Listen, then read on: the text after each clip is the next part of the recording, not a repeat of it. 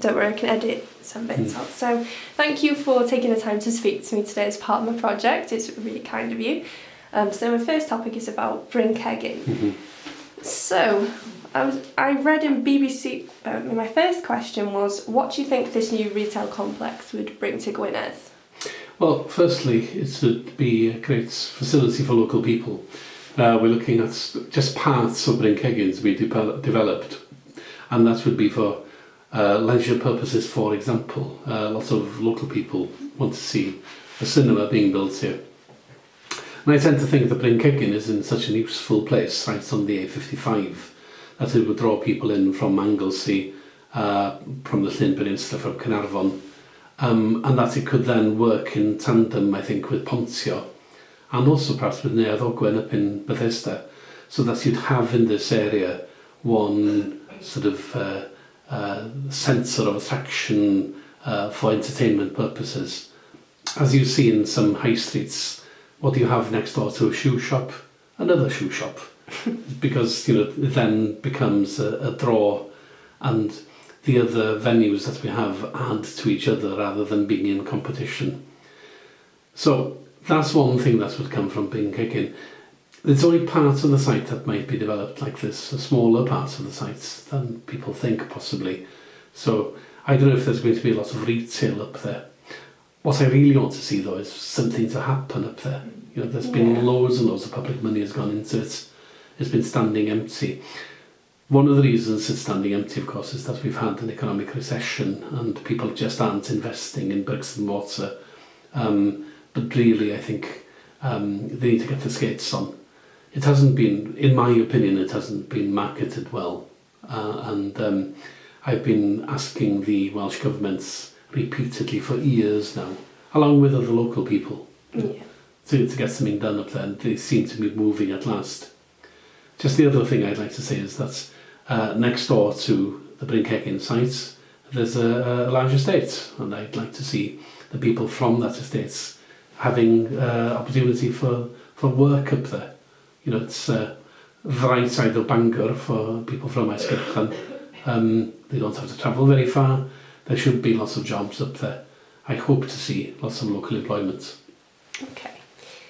So I've been also reading up, and one of the reasons that there was a delay in the process going forward with the bryn cegin was due to Brexit. They said that caused a delay.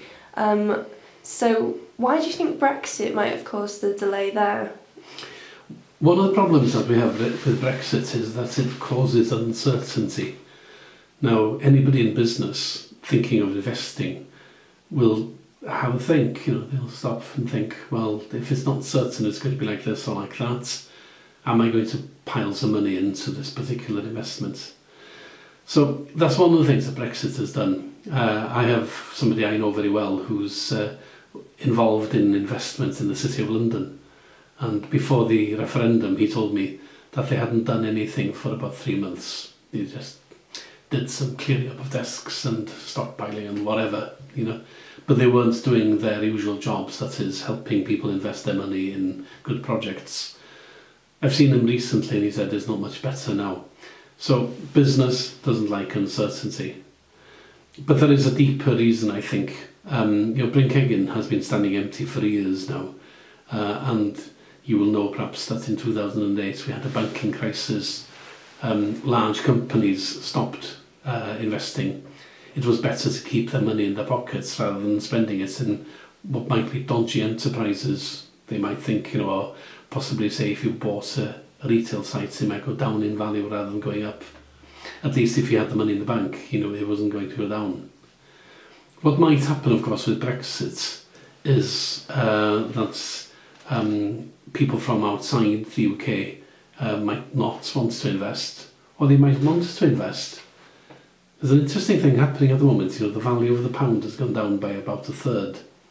We wouldn't see that on the high street in Bangor, but if you went abroad now, you'd get about 30% less for your money. So the euro costs more to buy, the dollar costs more to buy. What that actually means is that the pound is really cheap to buy. So now you're having people from outside the UK thinking, well, there's lots of really cheap property here, lots of really cheap companies.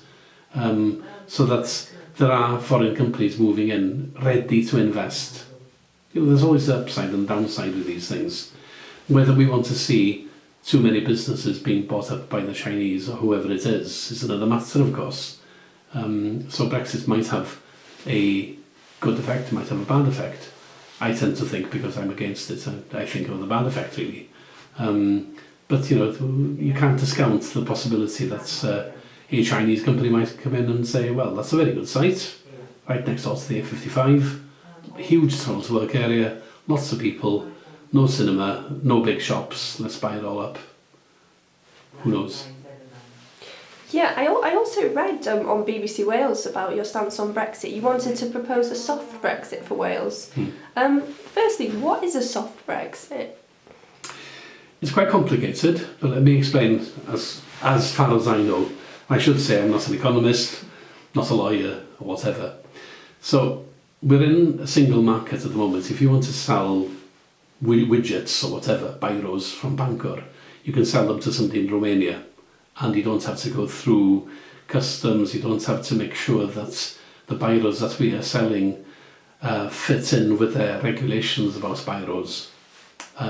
People who work in the City of London, they have what are called passporting rights. They can offer financial services to people in Barcelona or Berlin because they're allowed to, they're within the single markets. They conform to the same standards. Okay? Now, what we want is a soft Brexit. That is, we leave the European Union, but we stay within the markets. We don't take part in the European Union because the people have voted against that. But at least we can retain some of the advantages. Some people want hard Brexits. They want us to have a relationship with Europe in the same way as, say, the Americans have a relationship with Europe, or that we have a relationship with, I don't know, the Philippines or whatever it is, that we just trade under what are called World Trade Organization rules. There is a system of rules for trade throughout the world called the WTO, World Trade Organization rules, and they work well enough for some countries. In my opinion, if we work under World Trade Organization rules from Britain, we're really making it really difficult for ourselves to get into the European markets. Why should we want to do that? Personally, I think it'd be very ill-advised. The other point about this area is that we're right next door to Ireland. Now, if you ever think, Ireland is one of the biggest markets for the UK, and the UK is one of the biggest markets for Ireland.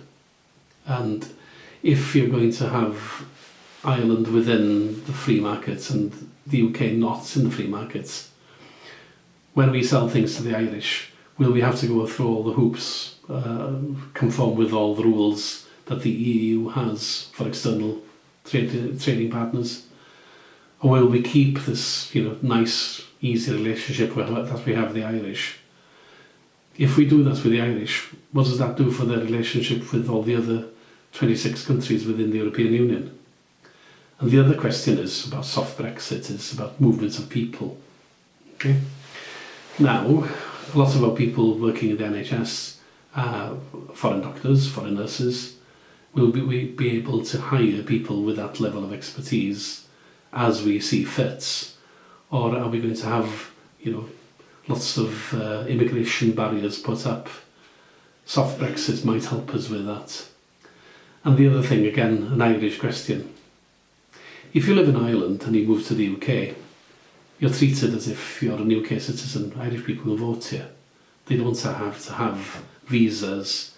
When people from Bangor or from Holyhead go to Ireland, you're not frisked at the port in Dunleary. That you don't have to have a visa to go and live in Ireland. There is what's called a common travel area. Okay, so there is no border as such.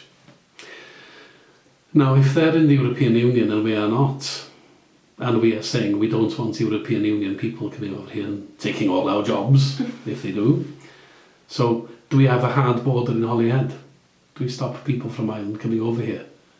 Well, the common travel area has been in since 1928. If we don't have a hard border in Holyhead, where is the hard border which will stop these Bulgarians or Romanians or whatever coming into the country. Will we be asking the Irish to keep a hard border on their borders, okay, instead of us? If they try to do that or think about doing that, what will that do with their relationship with the other 26 countries? Because they're in the European Union, and one of the rules of the European Union, as we know, is free movement of labour. Okay? The point is, eventually, it's really, really hugely complicated.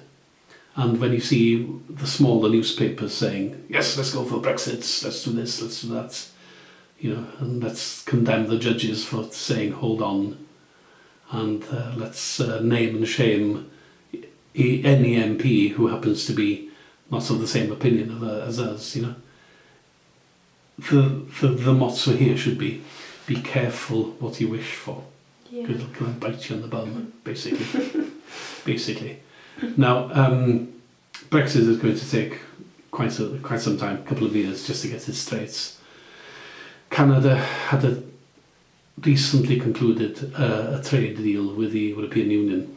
It took them 7 years to do that. America has been trying to get a trade deal with the European Union for the last God knows how many years, still on the stocks, and possibly with Mr. Trump running the show. They just say, no, we won't bother with that. So there's lots of reasons for soft Brexit. And the last thing to say, perhaps I can ask you a question. How did Arfon and Gwynedd vote in the referendum?